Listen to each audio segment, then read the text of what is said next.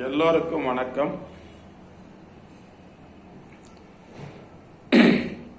இனி எல்லாம் நலம் அப்படிங்கிற என்னுடைய சேனல்ல இருந்து இன்றைக்கு ஒரு முக்கியமான மிக மிக மிக முக்கியமான பதிவு தான் நான் பார்க்க போறோம். நான் இந்த சர்க்கரை நோயை பற்றி பல பதிவுகளை உங்க கூட நான் பகிர்ந்துகிட்டே இருக்கேன். பட் என்னுடைய ஒரு நோயாளியினுடைய ஒரு சுவாரஸ்யமான அனுபவங்கள் இன்னைக்கு அவர் சொன்னதை வச்சு சரி அதை வச்சு உங்களுக்கு அது பயன்படும்ங்கிறதுல தான் நான் இன்று ஒரு வீடியோவை உங்களுக்கு நான் பதிவு பண்ணி அனுப்புறேன். அந்த பேஷண்ட் அவரு பேஷண்ட் கிடையாது, சர்க்கரை குறைபாடு உள்ளவர். வியாதின்னு நான் சொல்லக்கூடாது, நோயின்னு சொல்லக்கூடாது. ஏன்னா சர்க்கரைங்கிறது ஒரு நோய் அல்ல, அது ஒரு சின்ன குறைபாடு, அவ்வளவுதான். அது அதாவது ஒரு காலில் முள்ளு குத்திடுச்சுன்னா அந்த முள்ளு எடுக்கிற வரைக்கும் இந்த என்சான் உடம்பும் அந்த முள்ளினுடைய அந்த வலியை உணர்ந்துகிட்டே இருக்கிற வரைக்குமே நமக்கு ஒரு சிரமங்கள் இருந்துட்டு இருக்கும். அந்த முள்ளை எடுத்துட்டோம்னா உடனே வலி போற மாதிரி சரியான உணவை தேர்ந்தெடுத்து சாப்பிடும் போது அந்த சர்க்கரை நம்மளை விட்டு நகர்ந்துடும், அளவோட இருக்கும், கட்டுப்பாட்டில் இருக்கும். நாய்க்குட்டி மாதிரி நம்மளுக்கு அடங்கிதான் இருக்கும் அந்த சர்க்கரை. அதனால அது நம்ம கூட இருக்கிற மிக முக்கியமான ஒரு சக்தி மையம். அது மாவு பொருள் என்கிற கார்போஹைட்ரேட் என்கிற ஸ்டார்ச் என்கிற இந்த இனிப்பு சம்பந்தப்பட்ட நோய் தான் சர்க்கரை நோய். இந்த இனிப்பு இல்லைன்னா நமது முழு உடலுமே இயங்காதே போயிடும். இந்த இனிப்பு இல்லைன்னா முழு உடல் நமக்கு இயங்காது. அதனால இனிப்பு கட்டாயம் அவசியம் இருந்துகிட்டே இருக்கணும். எவ்வளவு இருக்கணும் அப்படின்னா ஒரு 40 வயதுக்கு மேல 200 இருக்கணும். வயதுல உங்களுக்கு 180 வரைக்குமே இருந்தால் பூஸ்டா இருக்கும். வயதுக்கு தகுந்த மாதிரி அது கொஞ்சம் கொஞ்சம் இன்க்ரீஸ் ஆகிட்டே தான் இருக்கும். நீங்க 60 வயது கடக்கும் போது உங்களுக்கு ஒரு 200 220, அதாவது HbA1c 9 இருந்ததுன்னா 210 கணக்கு வரும். அதுல 8 இருந்ததுன்னா இன்னும் பெஸ்ட். 180 தான் ஒரு மனிதனுடைய கெப்பாசிட்டி. அந்த சர்க்கரையினுடைய அளவு கெப்பாசிட்டி 180 தான். இப்ப நான் சொல்லக்கூடிய இந்த நோயாளி என்கிட்ட கடந்த 10 மாதமாக எனக்கு கூட தொடர்புல இருக்காரு. அவர் காலில் பெரிய அளவில் ஒரு பாதிப்பு ஏற்பட்டு புண்ணெல்லாம் இப்போ ஆறிடுச்சு. அவருக்கு இப்போ வரும்போது என்கிட்ட வரும்போது 5 mg மாத்திரை காலையில் சாப்பிட்டுட்டு இருந்தாரு, இரவும் அதே மாதிரி சாப்பிட்டுட்டு இருந்தாரு. என்கிட்ட வந்தவொடனே நான் என்ன சொன்னேன்னா, இந்த மாத்திரை தான் உங்களுக்கு பெரிய தொல்லையா இருக்கு, நிறுத்த முடியுமான்னு. நிறுத்திட்டாரு. இப்போ அரை மாத்திரை மட்டும் எடுத்துக்கிறாரு. அவர் சொன்ன அந்த மாத்திரையை நான் உங்களோட சொல்றேன். கிளைகாண்ட் எம்ங்கிற அந்த மாத்திரையை தான் அவர் எடுத்துக்கிறாரு. அரை மாத்திரை எடுத்துக்கிறாரு காலையில் மாலையில், அதாவது உணவுக்கு முன்னால அந்த மாதிரி தான் எடுத்துட்டு இருக்காரு. இதுல என்ன ஒரு விசேஷம் என்னன்னா, அவர் கடந்த 10 மாதமாக என் கூட தொடர்புல இருக்காரு. அந்த புண்ணெல்லாம் கால் புண்ணெல்லாம் நல்லா ஆறிடுச்சு. நான் சொன்னக்கூடிய அவருக்கு என்ன சொன்னேன் அப்படின்னா, 200க்கு மேல இருந்தாதான் இந்த புண்ணு ஆறும். ஏன்னா சர்க்கரையினுடைய அளவை குறைக்க புண்ணு ஆறாது, புண்ணு அதிகமாயிட்டே போகும். இது ஒரு மாற்று சிந்தனை மாதிரி தான் இதெல்லாம். ஆனால் மருத்துவர்கள் நான் சொல்ற இந்த கூற்றை ஏற்றுக்கொள்ள மாட்டார்கள், நிச்சயமாக ஏற்றுக்க மாட்டாங்க. ஏன்னா மருத்துவர்களுக்கு இந்த சர்க்கரை நோய்க்கு உண்டான மருத்துவம் தெரியாதுங்கிறது என்னுடைய கருத்து. எந்த மருத்துவர்களுக்கும் இந்த சர்க்கரை நோயை கையாளக்கூடிய அந்த தகுதியோ திறமையோ அவங்க கிட்ட இன்னும் வரலங்கிறது என்னுடைய முடிவு. எனக்கு தெரியும் அதை எப்படி குறைக்கணுங்கிற ரகசியம். அதனாலதான் நான் பல பதிவுகள் என்ன சொல்றேன்னா, சர்க்கரை நோயை உலகத்திலேயே குறைக்கக்கூடிய ஒரே நபர் நான் தான் சொல்லி பதிவுல நான் சொல்லிட்டே இருக்கேன், தொடர்ந்து சொல்லிட்டு இருக்கேன். இப்ப அவர் அந்த அரை மாத்திரைக்கு வந்துட்டாரு. 10 மாதம் ஆகுது. என்கிட்ட வந்த அன்னைக்கே மாத்திரையை நிறுத்திட்டாரு. 5 mg அந்த மாத்திரையை நிறுத்திட்டாரு. மற்ற சின்ன மாத்திரையெல்லாம் ஏதோ கொடுத்தாங்க போல இருக்கு, எல்லாமே நிறுத்திட்டாரு. மாத்திரைக்குள்ளாரே போறதில்ல அவர். இப்போ அவர் அந்த புண்ணு ஆடுறதுக்கு ஏதோ சத்து மாத்திரைன்னு கொடுக்குறாங்க அப்படின்னாரு, அது சாப்பிடுங்கட்ட. அவருடைய மருத்துவரை அவர் பார்த்துக்கிறாரு. அலோபதி மருத்துவர் தான், ஆங்கில மருத்துவர் தான். மிகவும் அவரை யாருன்னு நான் பார்த்ததில்ல, அவர் சொன்னதுனால கேள்விப்பட்டிருக்கேன். உண்மையிலேயே அந்த மருத்துவர் கடவுள் மாதிரி தான் அவருக்கு. ஏன்னா புண்ணெல்லாம் ஆறிடுச்சு. அவருடைய காலெல்லாம் நீங்க ஸ்டார்டிங்ல அவர் என்கிட்ட வரும்போது அந்த போட்டோலாம் காமிக்கும் போது நடுங்கி போயிட்டேன், நானே நடுங்கிட்டேன். அந்த மாதிரி நான் பார்த்ததே இல்லை. அது ஒரு மெடிக்கல் மிராக்கிள்ங்கிற மாதிரி அவருடைய டாக்டரே சொல்லிட்டாராட்ட, இந்த மாதிரி புண்ணு ஆறிடுச்சுங்க, ஒன்றும் ப்ராப்ளம் இல்லைன்டா. ரொம்ப மைனூட்டா கொஞ்சமா இருக்கு, கால் பாதத்துல இருக்கு, கீழ் சைடு. அவர் என்கிட்ட வாட்டி நல்லா எடை கூட்டிட்டாரு, நல்லா சாப்பிட்றாரு, எல்லா வகை உணவுகளும் சாப்பிட்றாரு. அப்படி இருக்கும்போது அவர் என்கிட்ட ஃபர்ஸ்ட் வரும்போது 360 இருந்தது போஸ்ட் பேரண்டல். இந்த அளவுக்கு இருக்கக்கூடாது அப்படின்னு நான் அப்புறம் உடனே குறைச்சிட்டேன். குறைச்சி 200, 210, 160, 140 இந்த மாதிரி வந்துகிட்டே இருப்பார். மாறி மாறி வரும், உணவுக்கு தகுந்த மாதிரி மாறிட்டு வரும். கடந்த பதிவில் கூட நான் அதை சொல்லியிருந்தேன். ஆனால் கோடிக்கணக்கில் இந்த சர்க்கரை நோயாளிகள் இருந்து என்னுடைய பதிவை பார்த்தவங்க வந்து ரொம்ப அபூர்வமாக 50 கூட இன்னும் வரல. மிக்க மகிழ்ச்சி தான் எனக்கு. அதுக்கு அவங்களுக்கு வந்து விதி இருந்ததுன்னா அவங்க வருவாங்க, இல்லைன்னா வரமாட்டாங்க. அது கடவுள் நிர்ணயம் பண்ணுறது. அது என்னுடைய நான் வீடியோ போடுறது என்னுடைய தலையெழுத்தது. என்ன சொல்ல முடியும்? இதை மீறி நான் எதுவும் சொல்ல முடியாது. சப்ஸ்கிரைபர் வந்து அதுலேயே நிற்கிறாங்க, மறுபடியும் ஏறலை. பட் எனக்காக சப்ஸ்கிரைபர் இருக்கிறவங்களுக்கு நான் வந்து பதிவுகள் சொல்கிறேன், இன்னமும் சொல்கிறேன். இந்த பதிவில் நான் ஊர்ஜிதமாக அடித்து சொல்கிறேன். சர்க்கரை நோயை குணமாக்கக்கூடிய எந்த மருத்துவமும் இன்று வரை கண்டுபிடிக்கப்படவில்லை, இனிமேலும் கண்டுபிடிக்கப்பட முடியாது. இந்த வீடியோவுக்கு நான் தலைப்பே என்ன வச்சிருந்தேன்னா, உலகம் எவ்வளவு நாள் இருக்குமோ, இந்த உலகம் இருக்கும் வரை சர்க்கரை நோய்க்கு மருத்துவம் கிடையாது. ஏன்னா அது நோய் அல்லங்கிறது என்னுடைய ஆணித்தரமான கருத்து. சர்க்கரைங்கிறது ஒரு நோய் அல்ல. நோயா இருந்தா மருத்துவம் கொடுக்கலாம், கிருமிகளை அழிக்கிறதுக்கு தான் மருத்துவம் பண்ண முடியும். இது கிருமி இல்லை, ஒண்ணுமே இல்லை.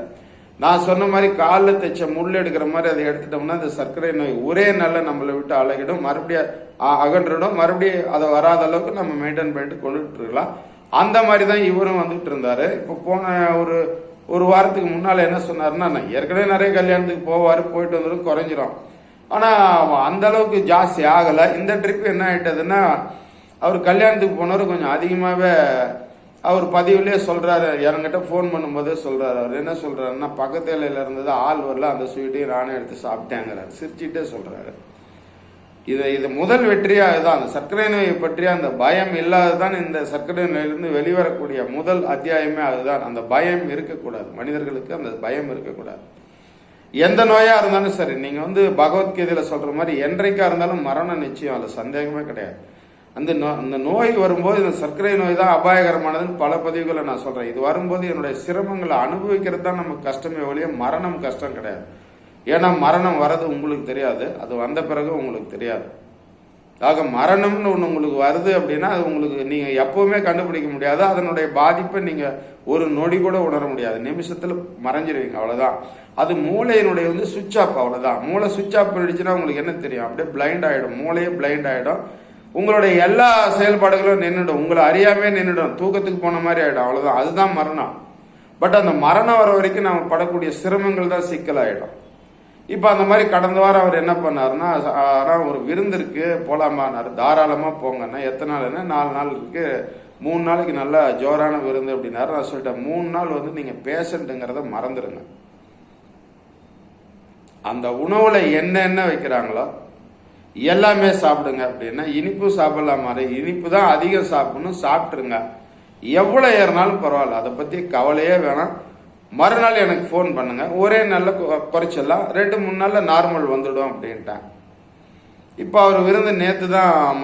நான் இந்த பதிவு வந்து செவ்வாய்க்கிழமை அன்னைக்கு, புதன்கிழமை அன்னைக்கு இந்த பதிவை நான் வந்து பதிவேற்றம் பண்ணுறேன். உங்களுக்கு வியாழக்கிழமை அன்னைக்கு தான் பதிவேற்றம், மறுநாள் தான். இப்போ இன்னைக்கு தான் நான் உங்களுக்கு பண்ணுறேன். நேற்று அவர் என்னை தொடர்பு கொண்டு பேசினார்.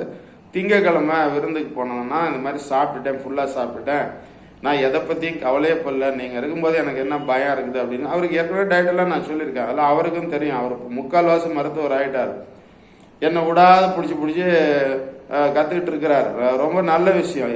எல்லாத்துக்கும் போகணும்னு தான் நான் இந்த பதிவே போடுறேன்.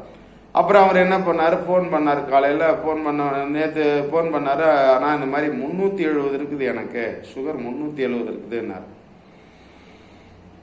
அந்த அளவுக்கு அவருக்கு வந்ததே இல்லை. அது 5 mg எடுத்தப்ப கூட 360 தான் இருந்தது, 370 இருக்குது அப்படின்ட்டார். ஆனால் அவர் சொல்றது வந்து ஃபாஸ்டிங்ல வெறும் வயிற்றுலேயே 370 இருக்குது அப்படின்னாரு.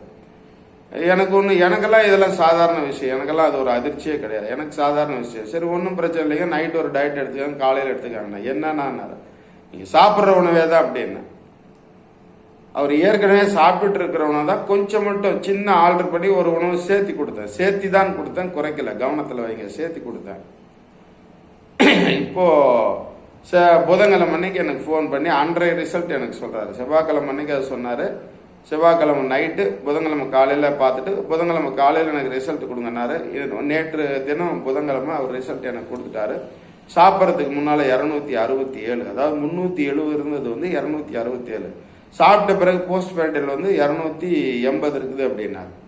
இப்போ 3 நாள் டயட் கொடுத்துருக்குறேன். இந்த 3 நாள் டயட் கொடுத்தா 220 வந்துடுவார். அது எனக்கு தெரியும், அவருக்கும் தெரியும் அது வந்துடுவார்னு. என்னோட பகிர்ந்துக்கிட்டார். அதை கொஞ்சம் கூட அவர் அலட்டிக்கவே இல்லை. உடம்பும் நல்லா ஊறிட்டே தான் இருக்குது, நல்லா இருக்கார், ஒரு தொந்தரவும் இல்லை. அதாவது நான் மறுபடியும் இந்த பதிவில் நான் சொல்ல வேண்டிய விஷயம் என்னன்னா, ஒரு மகிழ்ச்சியான தருணம் இது. ஒரு நோயாளி இந்த மாதிரி ஜாஸ்தியாகி மறுபடியும் அதை ரீகண்டிஷன் பண்ணுறதுங்கிறது வந்து அலோபதியிலலாம் சாத்தியம் இல்லை, எந்த மருத்துவத்திலையும் சாத்தியம் இல்லை. இந்த மாதிரி அதிகம் பண்ணால் டாக்டர் மருத்துவர்கள் செய்யக்கூடிய முதல் வேலை என்னன்னா, அந்த மாத்திரையுடைய அளவை அதிகப்படுத்திடுவாங்க அல்லது இன்சுலின் கொண்டு போயிடுவாங்க. சொல்லப்போனால் இவர் 370 ஃபாஸ்டிங்லேயே இருக்கு. அவர் சாப்பிட்டு போஸ்ட் பேடியில் எடுத்திருந்தாருன்னா 450 வந்திருக்கான். ஆனால் அந்த ஃபாஸ்டிங்கில் வந்து 370 இருந்தது. ஒரே வேலை உணவு, இரவு உணவு, காலை உணவு திருப்தியாக சாப்பிட்ட பிறகு 267ன்னு எனக்கு ஃபோனில் சொல்கிறாரு. ஒருவேளை உணவுல 100 மில்லிகிராம் சர்க்கரை குறையுதுங்கிறதே வந்து யாருமே ஏற்றுக்கொள்ள மாட்டாங்க, எந்த மருத்துவரும் ஒத்துக்க மாட்டாங்க. உடனே அவர் எனக்கு என்ன சொன்னார், என்ன ஒரு வீடியோ எடுத்து நீங்கள் போடுங்கண்ணா, எல்லாத்துக்கும் போய் சேரட்டுனாரு. அப்படிலாம் இல்லை, இது அந்த மாதிரிலாம் நம்ப மாட்டாங்க. ஒரு உணவே சொன்னோம்னா கூட நீங்கள் வந்து அதில் ஏதாவது ஒரு ட்விஸ்ட் பண்ணி பார்க்கும். ஏன்னா மனம் வந்து கெட்டதை தான் எடுத்துக்குது, பெரும்பாலுமே கெட்டதை தான் மனம் எடுத்துக்குது. சில இதெல்லாம் எனக்கு ரொம்ப ரொம்ப ரொம்ப நெஞ்சையே அறுக்கிற மாதிரி என் மனசு கஷ்டமாக தான் இந்த வீடியோலாம் நான் பதிவு பண்ணுறேன். ரொம்ப வருத்தமாக இருக்குது. எனக்கு தெரிஞ்சு செகண்ட் காலத்தில் நான் அன்னைக்கும் அடிக்கடி பதிவில் சொல்லுவேன், அந்த சைடு நான் ரெகுலராக போவேன். ரெகுலராக காலை மாலை போகும்போது டெய்லி ஒரு 100 பேராவது அங்கே உட்காந்துட்டு இருப்பாங்க பேஷண்ட்டுங்க.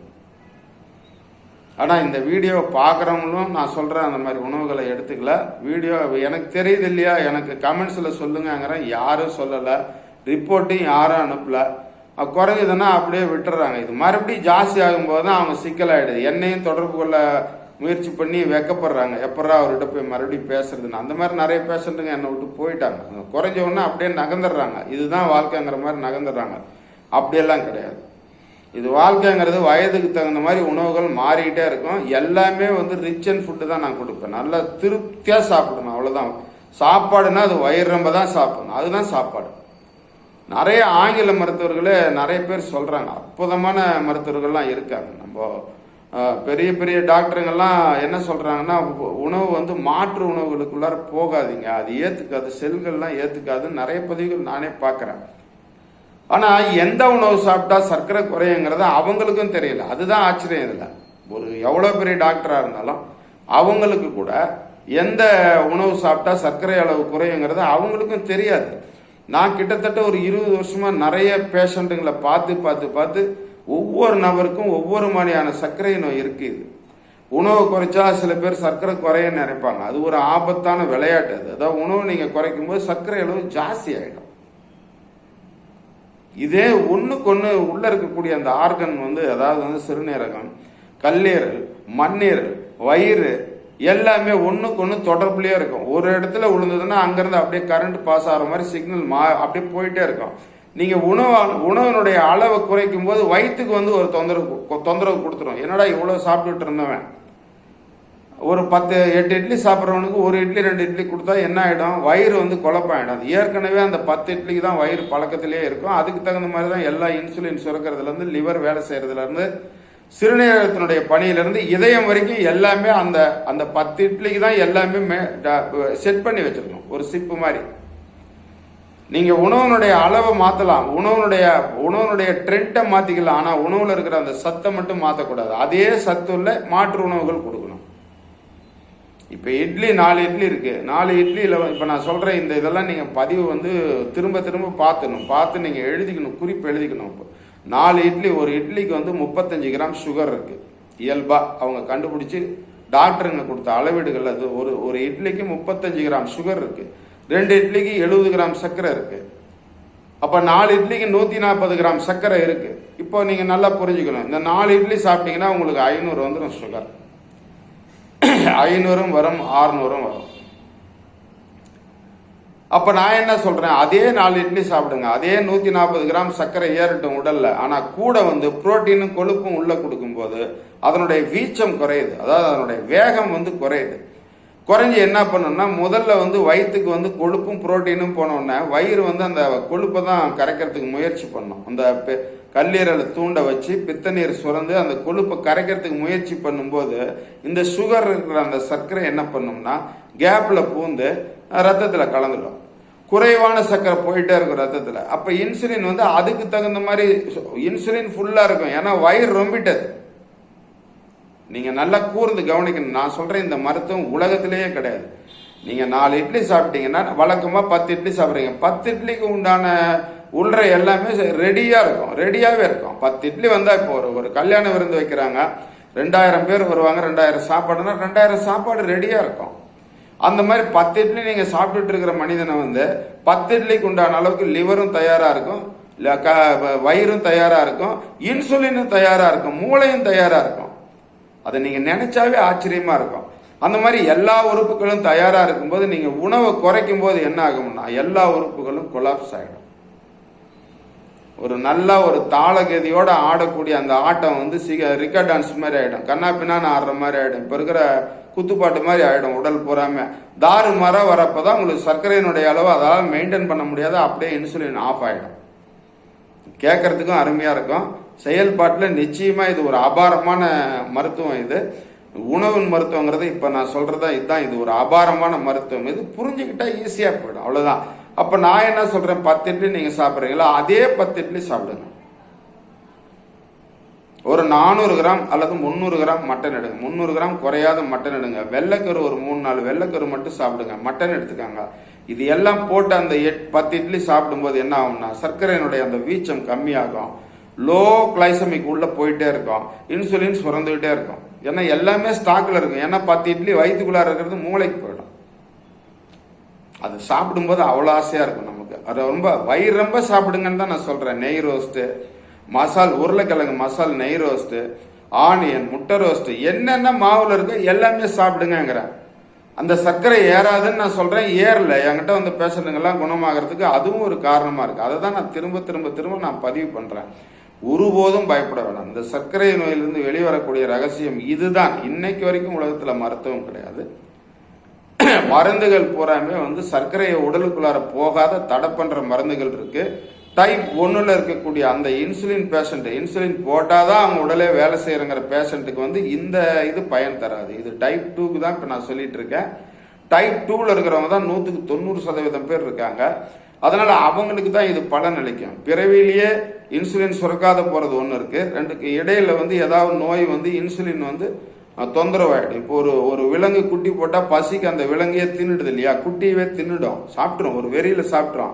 அந்த மாதிரி நமக்குள்ளாரே ஒரு எதிர்ப்பணுக்கள் உருவாகி கணையத்தை காலி பண்ணிடும். கணையத்தை காலி பண்ணிட்டா இன்சுலின் சுரக்காது. இதெல்லாம் பெரிய விஷயம். இதெல்லாம் இவ்வளவு டீப்பெல்லாம் அவங்களுக்கு போய் சொல்ல வேண்டிய அவசியமே கிடையாது. ஒருபோதும் நீங்க பயப்பட வேணாம். சர்க்கரை நோயை பற்றிய பயம் வந்து ஒருபோதும் வேணாம். தயவு செய்து என்னுடைய வீடியோவை பார்க்கும்போது அதை நீங்க பதிவு பண்ணிக்கோங்க. கண்டிப்பாக சர்க்கரை நோயிலிருந்து 100% வெளிவந்து விடலாம். தொடர்ந்து நீங்க வீடியோவை பார்த்துக்கிட்டே இருந்தீங்கன்னா உங்களுக்கு வழக்கமா சொல்லக்கூடிய உணவுகள்லயே சகஜமா இந்த நோய் குணமாயிடும். இது என்னங்கிறத முழுமையா தெரிஞ்சுக்கிற வரைக்கும் நீங்க இந்த வீடியோ வந்து விட்டுறாதீங்க. சப்ஸ்கிரைப் பண்ணுங்க. என்னுடைய வீடியோவை தொடர்ச்சியா பார்த்துட்டே வந்தீங்கன்னா பரிபூர்ணமா சர்க்கரை நோயிலிருந்து எந்த ஸ்டேஜில் இருந்தாலும் விடுதலை ஆகலாம்னு சொல்லி இந்த பதிவை நான் நிறைவு செய்யறேன். பாக்குறவங்க தயவு செய்து ஆதரவு கொடுங்க. ரொம்ப குறைவா பாக்குறாங்க. சப்ஸ்கிரைப் பண்ணுங்க. ஒன்னுத்துக்கும் உதவாதெல்லாம் பாக்குறோம், இதெல்லாம் நீங்க பார்க்க மாட்டேங்கிறீங்க. அதான் எனக்கு வருத்தமா இருக்கு. இந்த பதிவை நான் நிறைவு செய்யற நேரம் வந்துட்டது. பாக்குறவங்க வந்து சப்ஸ்கிரைப் பண்ணுங்க, தெரிஞ்சவங்களுக்கு ஷேர் பண்ணுங்க. இந்த உணவுகளை நீங்க சாப்பிட்டு பாருங்க. என்ன உணவுகள்ங்கிறது உங்க உடலுக்கு தகுந்த மாதிரி தான் நான் சொல்ல முடியும். அப்போ ஒரு 10 நாளைக்கு ஒரு தடவை நான் போடக்கூடிய அந்த பதிவுகளை நீங்க பார்த்துக்கிட்டே இருங்க. பார்த்து பயன்பெறுங்கன்னு சொல்லி இந்த வீடியோ நிறைவு செய்யறேன். வணக்கம்.